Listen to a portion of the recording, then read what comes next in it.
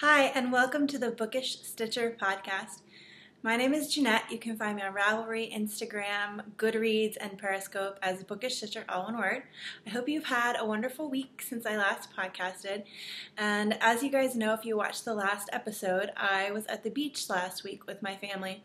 We decided to just kind of take a family vacation time, and we wanted something really inexpensive that we could go to and just chill and kind of decompress from all the busyness of the world and stuff like that. And so we drove just a little bit south from San Antonio to an area of Texas that's like Corpus and Padre Island and all those different beach areas right there mixed into one. And we drove down there and we were there for several days and it was wonderful. It did rain a couple of days, so we were stuck in the hotel a tiny bit.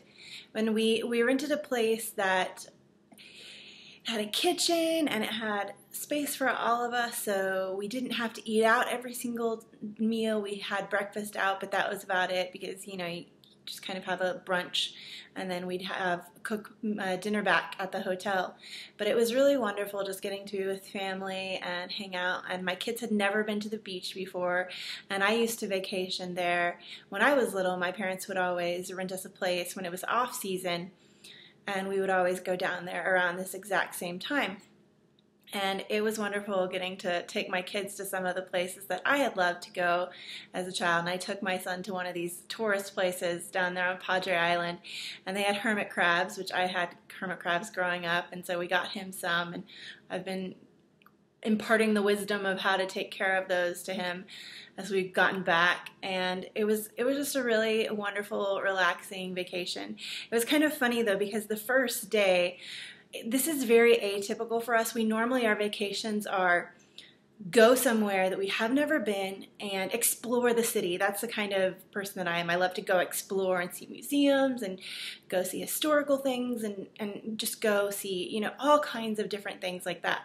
But the beach isn't like that. It's like you go to the beach and you go to the beach again the next day and you go to the beach again the next day and the next day. And while you're at the beach, you do the same things that you've previously done. You walk on the beach, you build sand castles, you build sand sculptures, all that kind of thing. So after I think the second day, my husband could tell that I was getting kind of stir crazy.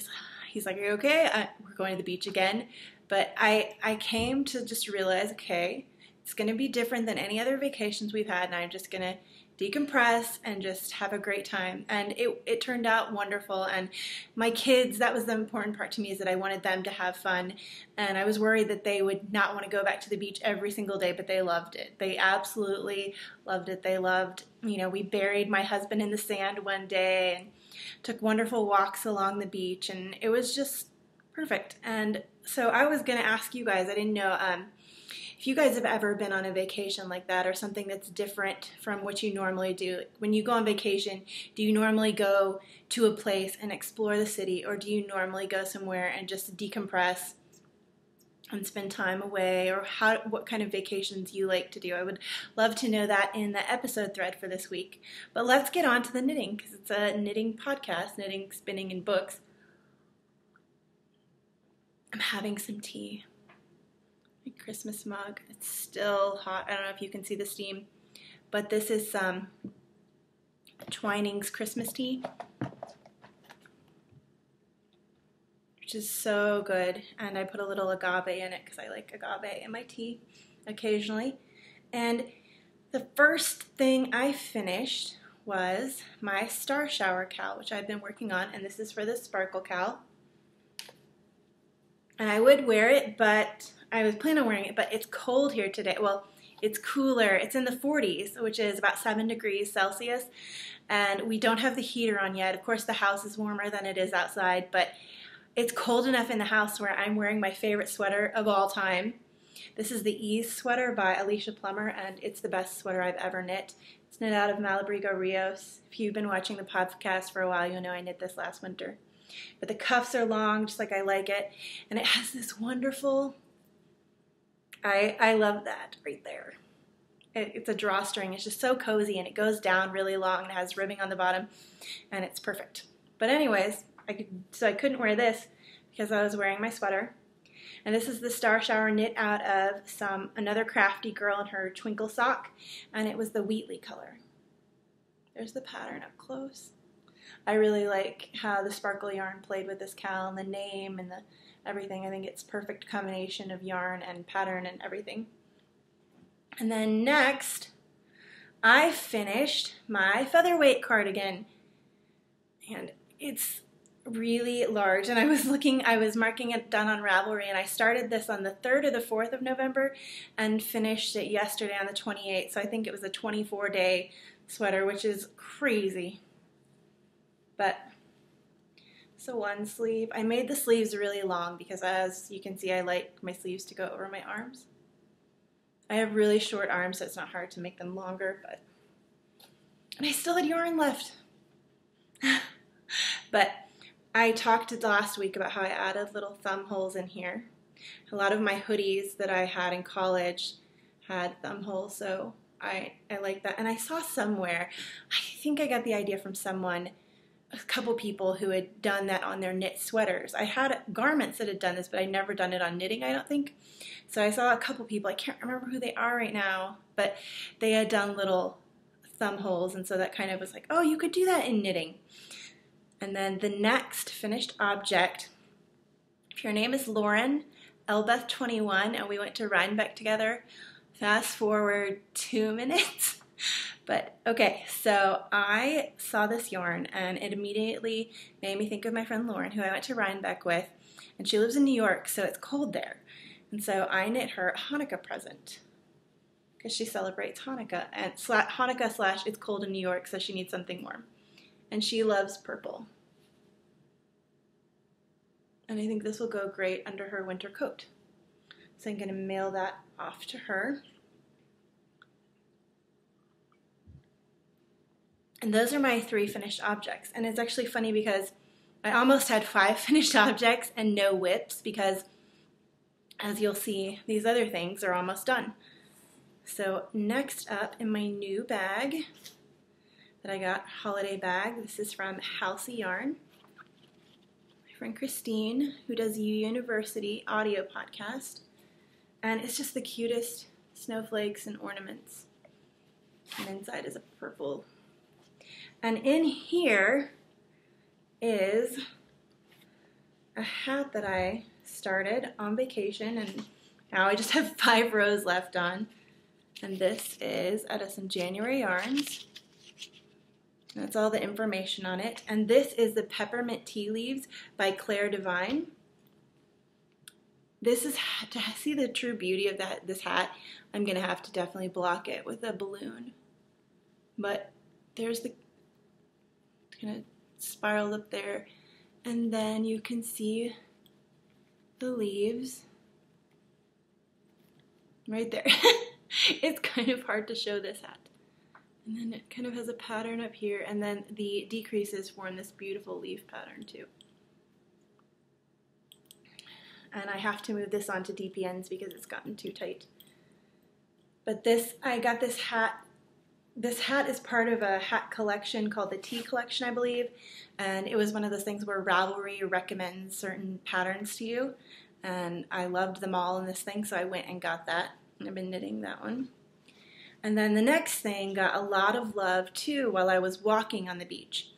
This bag, it is from Tangled Skein CA, is perfect. If you're like me and you like to knit everywhere you go, like if you're walking in your neighborhood, if you're walking at a yarn festival on the beach, this is the perfect bag for having while you're walking because it has a very wide strap. So it sits nicely on your arm without like a tiny strap might pull into your arm, but it sits nicely. And then it doesn't have a zipper. It's like a Japanese style knot bag, I think it's called. But so there's a longer side and it slips through there. And since it doesn't have a zipper, you don't have to worry as you're knitting and walking. I always pull my yarn out of the bag as I'm knitting on it. And you don't have to worry about it getting caught in the zipper, which I have had happen to me when I've been walking and knitting. So I love this style bag. And there are little mittens on it. I got this at Rhinebeck. And in here I have my Without a Sound by Allie Coffey. This is a cowl that I'm knitting for my son's teacher. I forgot to put the yarn label tag back in here, but this is out of some of my 15 oldest skeins. I'm doing really well. It's almost the end of the year, so if you have anything that you've been knitting with your oldest skeins, be sure to go and place those in the Ravelry group. But this is an amazing pattern. It's so simple, it looks really nice, and it looks good in variegated yarns, and Allie is a very talented designer, so I love knitting it. And it's without a sound, and it has, I think, 8 rows left before it's done. I'll be completely done with all these 2 projects before the podcast is even done uploading. And I show you this before I tell any more. And this is a present for the assistant teacher, like I said. But I will be completely done with these before the podcast even is able to get uploaded. So I don't know. I've been thinking about it. And I actually could have finished those 2 and then just had all finished objects and no whips. But then I thought, I don't want to not have anything works in progress or just have a row of cast on. So I decided to put those aside till I show you guys. And then I put something new on the wheel, and so I've been spinning some beautiful Ren and Ollie fiber. So I think what I'm going to do is finish those 2 projects up today, the ones that just have a couple rows left, and then I'm going to spin the rest of the day and tomorrow spinning, not the whole day because I can't, but when I have my knitting time, I'm going to spend it spinning and then maybe working on my little square blanket, the sock yarn scrap blanket with the little squares. I might cast on another thing too. I'm thinking of adding, and I already knit my mom Christmas socks, but I'm thinking of adding another Christmas present to her, but it's a quick one. So I might cast on one more thing. But then on December 1st, I'm going to cast on all new projects. So next week I'll have all new things to show you guys. I might even periscope that and show like how I pick my next projects and what ones I'm picking and what yarn and stuff like that. So maybe I'll do that Monday night so that I have it ready for casting on December 1st. But that is all of my works in progress and all of my FOs. And like I said, I am spinning, but it's all up on the wheel upstairs right now, and it'll be done next week, hopefully, to show you. Now on to group news, and there's a ton of it. A ton of giveaways and stuff to announce the winners and so much. So let's get into that. And if you haven't already joined the podcast group and you would like to, there is a link. I'll try to put a link on YouTube, but then for iTunes, I can't do a link, but that I know how. But if you're on iTunes, if you're watching from iTunes or YouTube, I'd love for you to come over and join the Ravelry group and participate and just kind of get to know you, because I want this to be about friendship and getting to know you guys better, not just me speaking every week. So it's fun for me to, when you guys comment on the episode threads or go do the cowls, I can be like, oh yes, that's the person that knit those socks, and I can recognize you by your rabbitars, and it's really fun. So let's draw for the first, or I already drew them, it's all up here. But let's announce the first thing, which is we have the sparkle cowl going on, and there are prizes. It's any yarn that is sparkly. And there are prizes for the chatter thread, and one every month, so one for November, and then another prize for December chatter thread, and then there's a big prize pool at the end for all the FOs. So I drew for the chatter thread, and it was this Mina Makes bag. She's Mina Makes, M-I-N-A, Makes on Etsy. And you can kind of see through it's a Christmas with Santa and reindeer. And so I drew for the winner for that, and the winner for that one, the Mina bag, was post number 80, who is a reading knitter. So reading knitter, just contact me and I will get that bag shipped out to you. I intend to go to the post office next Saturday. I still have to mail Amy Soares' handspun. Sorry, Amy Soares. I will mail it next weekend, and maybe I'll throw in some mini skeins or something as an apology for it being so late. But let's see. The next thing is the fiber prize, which is this gorgeous braid of Ice Melon's Stash. It was donated so kindly by Coggy's mother-in-law, Coggy's MIL, and it's a Jane color, and with it comes this gorgeous orifice hook. which is an antler, and this is by North Cabin Fibercrafts. And I believe they take these from animals that have already died. I don't think they kill the animals for this. You guys know I'm a vegetarian, so, but this is so pretty. So the winner for that spinning one was Fiber GL, which was post number 30. So Fiber GL, just contact me when you see this, and I will get that in the mail to you next Saturday, hopefully. Unless it's pouring rain. If there are any flash floods, I'm not gonna go out. And then the last one is this bag. Sorry for the crinkling. By You So and So. I kept it in the bag and everything so I can mail it off just like that. And the winner for that was post number 16, who is Siberian Cat. So Siberian Cat, when you see this, just let me know that you've seen it and give me your mailing address, and I will send that off to you.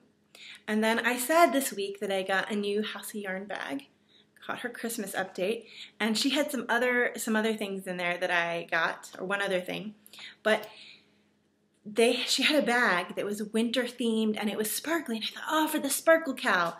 So I wanted to show it to you guys. This is one of the prizes at the end for the FO thread. And I think you can see that. Oh, look at the tree right there. Sparkle, sparkle, sparkle. And it's winter, so it's not Christmas themed. So you can use it for longer. And there are little sparkly polka dots inside.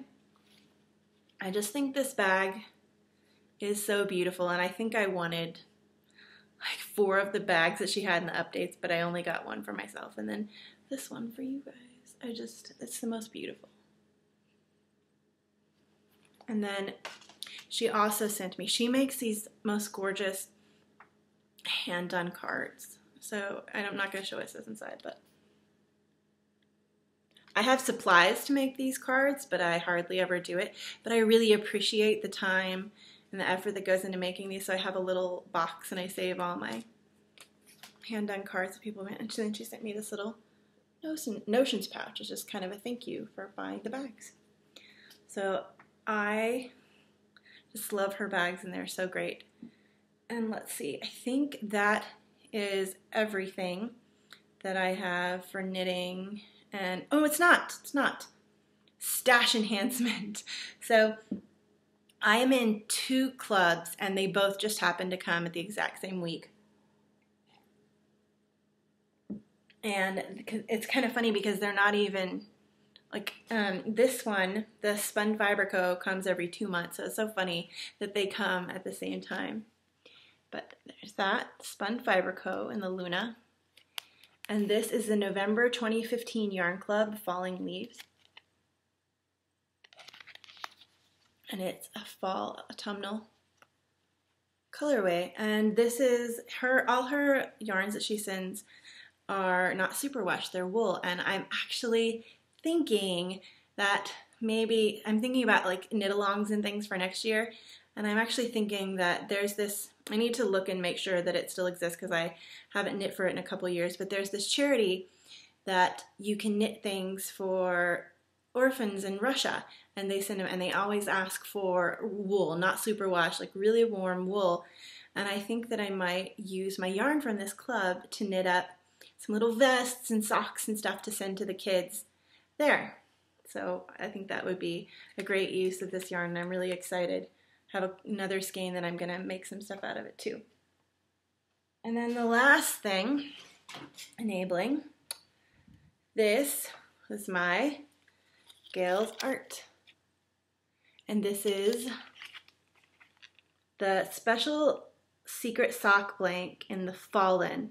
And it's a superwash merino nylon, 463 yards. And this is her November club shipment. I heard about this club from everywhere, but I really wanted December so bad, so I just got the whole club.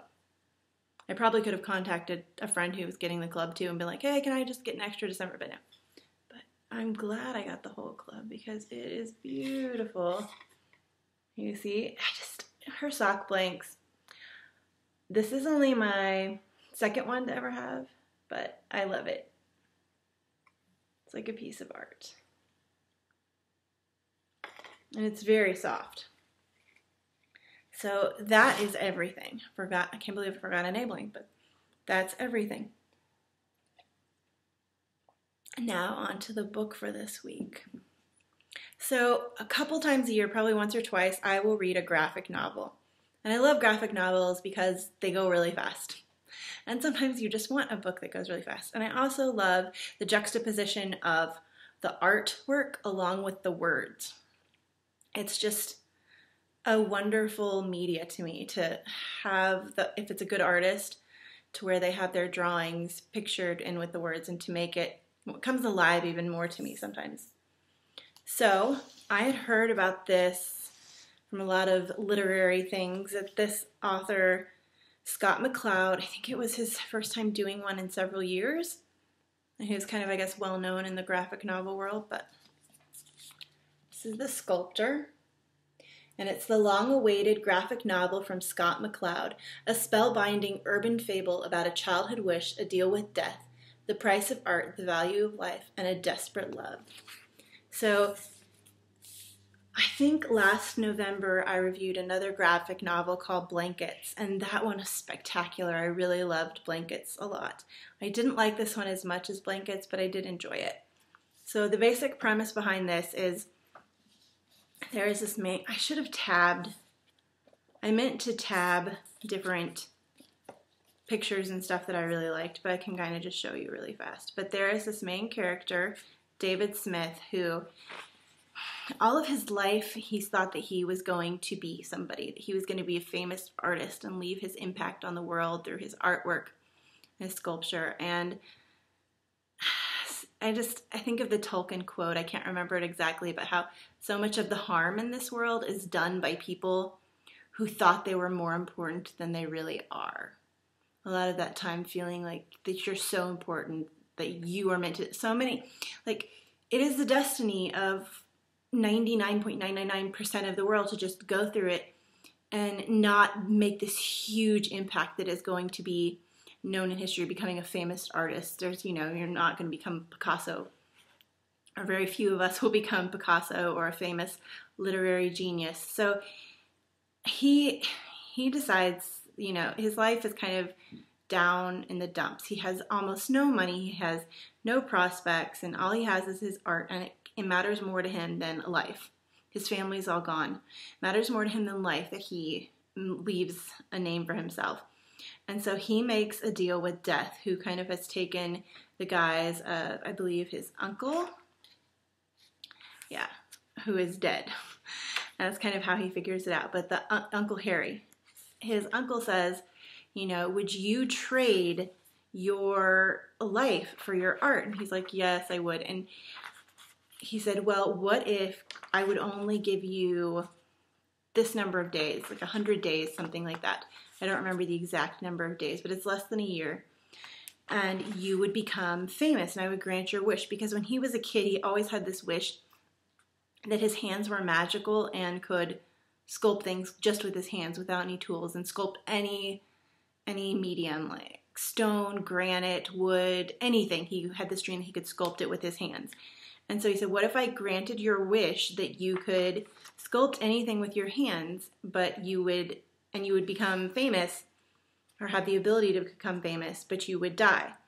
And so currently, with no prospects and everything's going horribly, he says, yeah.